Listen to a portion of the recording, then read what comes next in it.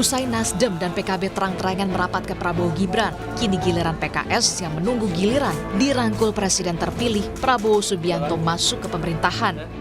Sambil berseloroh, Sekjen PKS Abu Bakar Al-Habsyi bahkan menyebut makin cepat, makin bagus. Ya kita tunggu saja nanti.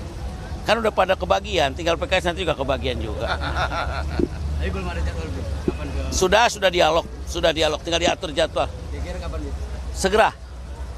Ikan cepat, ikan gabus lebih cepat, bagus ya. Jadi kita nikmat aja. Namun, sinyal bakal masuknya PKS ke koalisi Prabowo Gibran mendapat penolakan keras dari Partai Gelora. Wakil Ketua Umum Partai Gelora, Fahri Hamzah bahkan menyebut kawan-kawan di PKS tak punya gagasan yang jelas.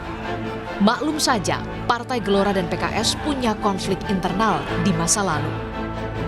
Memang kita temukan pada argumen kawan-kawan PKS itu adalah dangkalnya argumen pertama-tama karena tidak berpikir panjang tentang kenapa kemarin menolak Pak Prabowo dan kenapa kemarin mengambil posisi yang berbeda dengan Pak Prabowo.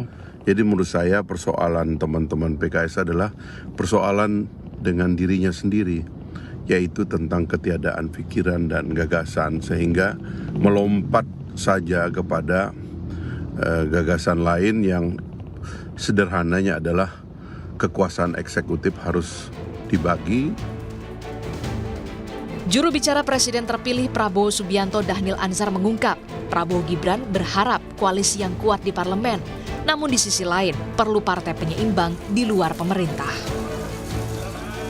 Pak Prabowo, Mas Gibran tentu dihadapkan pada saya nyebutnya tadi sebagai power dilema. Di satu sisi kan kita tentu menginginkan pemerintahan yang efektif. Pemerintahan yang efektif itu tentu mendapat dukungan dominan dari parlemen. Kita masih kurang dari 50%. Teman yang baik itu suka mengingatkan begitu, mengingatkan dengan keras. Nah, kita butuh pressure group di parlemen memang. Jadi tentu Pak Prabowo paham betul bagaimana menjaga keseimbangan ini dan harmonisasi ini dengan baik.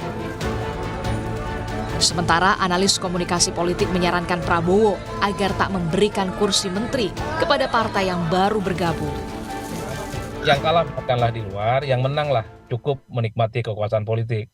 Haram hukumnya bagi yang kalah politik itu 1 dan 3 diajak koalisi karena mereka itu kan bukan hanya visi misinya berbeda, kepentingan, intensi dan chemistry-nya saya kira berbeda secara diametral. Dan partai pendukungnya jangan ajaklah mereka-mereka itu, biarkan aja berada di luar kekuasaan. Ini sebagai bentuk punishment bahwa yang kalah pemilu itu harus menikmati sunyinya jalan koalisi di mana mereka itu berada di luar kekuasaan. Lalu benarkah PKS akan diterima dengan tangan terbuka oleh partai politik koalisi Prabowo Gibran yang sudah setia sejak awal mengusung Prabowo Gibran?